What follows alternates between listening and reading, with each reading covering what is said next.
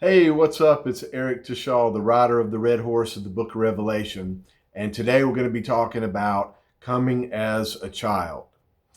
And Jesus preached and instructed us to come as a child. But this is something we don't hear talked about a lot.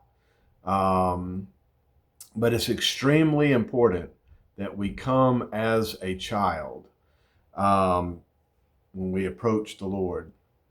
What does this mean to come as a child? Jesus made a important and profound statement, and we have to believe it. If Jesus said it and we believe that Jesus is really Lord, then we have to believe what was written about what Jesus said about himself. I'm going to read Matthew 18:3 here. Unless you are converted and become as little children, you will by no means enter the kingdom of heaven.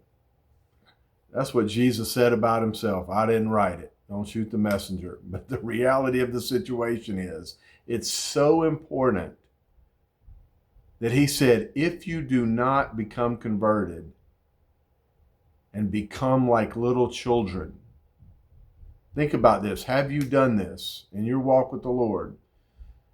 Have you done what Jesus instructed? If you believe Jesus is Lord, then you have to do what he said to do. If you don't become as little children, you will by no means enter the kingdom of heaven. I know that theology is not something you want to believe, but the reality is he said what he said, and that is a fact. So we have to know what it means because it's that important. Because if we miss it, he said, you will by no means, let me remind you one more time, you will by no means enter the kingdom of heaven if you do not become as little children. What this points to is self-righteousness. And if you think you know what it is, I challenge you on this topic. You don't.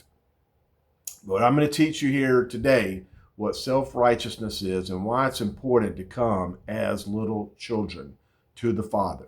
That's what we're talking about. We have to become like little children to the Father, to Jesus, and to other people as well.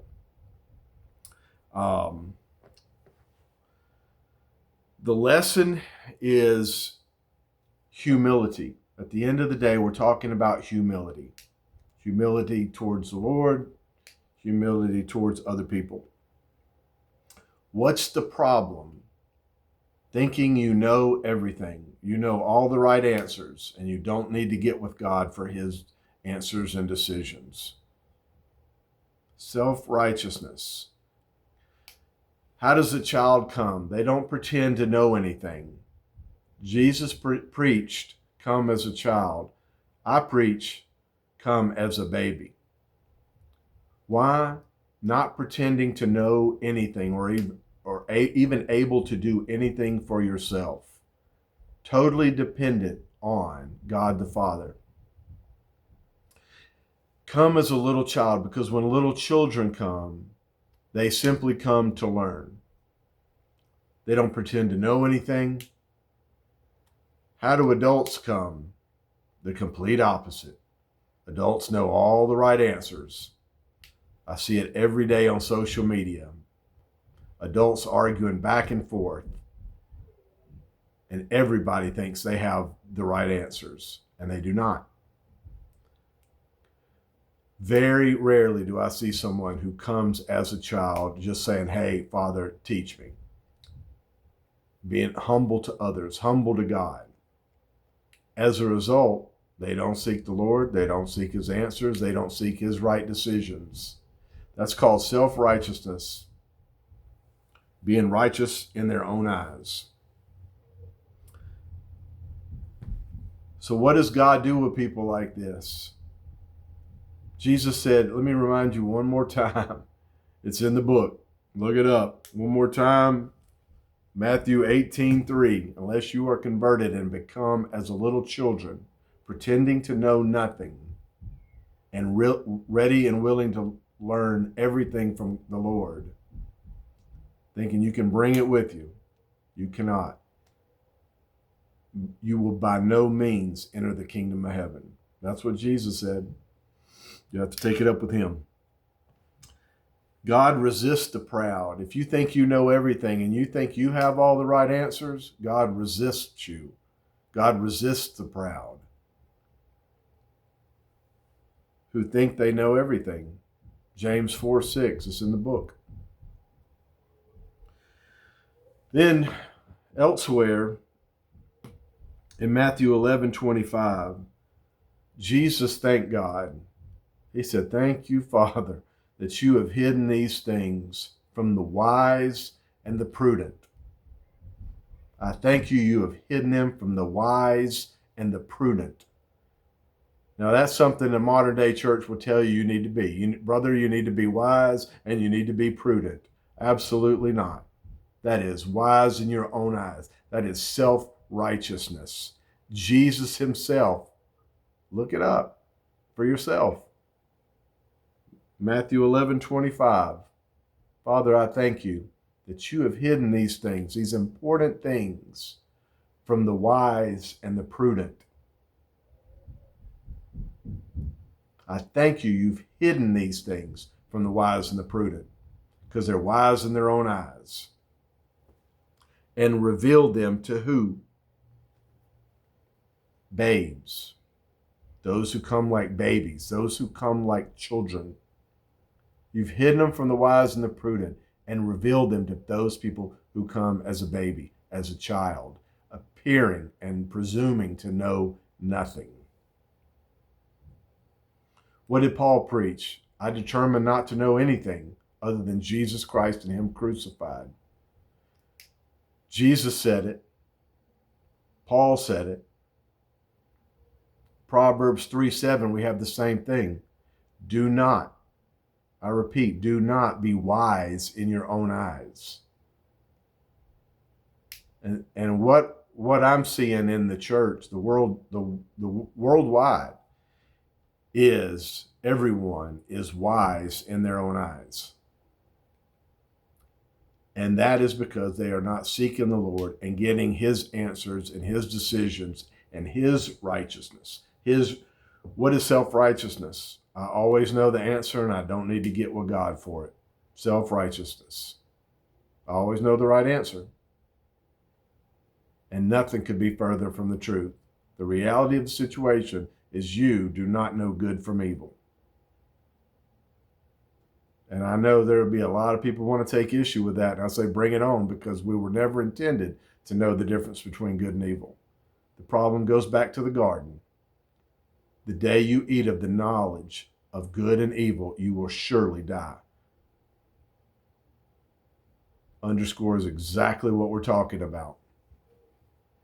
We were never intended. We were always intended to get every answer from the Lord. And the minute you start thinking that you know the right answer and you know the difference between good and evil, you are headed for death. And it is not enough to say, I accepted Jesus and that is all I have to do. That is not what Jesus preached about himself. If you do not come as a baby, if you are not completely about your Father's business, if you make your own decisions, you will by no means enter the kingdom of heaven. Argue that one. That verse is in there. Sorry, it's just a reality. You're going to have to deal with it. The reality of the situation, Jesus preached it, Paul preached it, and me, I preach the exact same thing as the rider of the red horse of Revelation. And this is yet one more way that I remove peace from the earth, because I'm going to take away your selfishness and your self-righteousness, and I'm going to point to where it is in the book. If you want to make your own decisions and you know that difference between good and evil, and you know what God always or never would say or do, and first of all, that's a mistake right there. We can never say God always or God never. But that would be your excuse. Well, God would always do this. God would never do that. That's why these crazy doctrines exist. You can't say that. It's not in the book anywhere that God always or God never. And the minute you start saying God always or God never, you make yourself God. And that is false God worship. That's not in the book anywhere. Sorry, that's just a reality. of the situation. So, what is the fix? Come as a child, pretending to know nothing, saying, I have got to seek the Lord. The problem has been the same from day one all the way till now. The problem has been the same. People don't want to seek the Lord. You know He's already putting it on your heart to be seeking Him, and you're probably not doing what you know you should be doing, seeking the Lord. What do we seek the Lord for? Just to talk? Sometimes. But what are we seeking the Lord for? To get His answers, to get His decisions. His righteousness equals His decisions. Seek first God's righteousness, and all these things will be added unto you. Seek the kingdom of heaven and His righteousness. His righteousness equals His answers, His decisions. You should not be making any decisions that He doesn't tell you when, how, and where to make. He should be making all the calls. He who makes the decisions is the boss. God should be the what? The boss or the employee? The boss. If He's the boss, then He makes the decisions. That's just the reality of the situation. So if Jesus really is the Lord of your life, don't go around saying Jesus is Lord of my life if you're making your own decisions.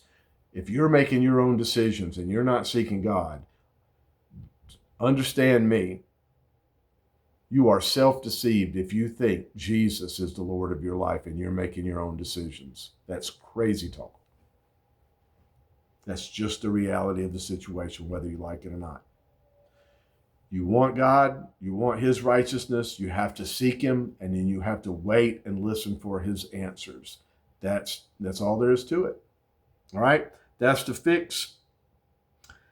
Thinking that you know all the right answers is called self-righteousness. I did a video a while back. You should check it out. The two biggest problems with your prayers.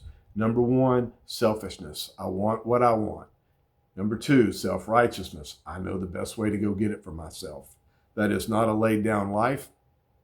That is not making Jesus the Lord of your life.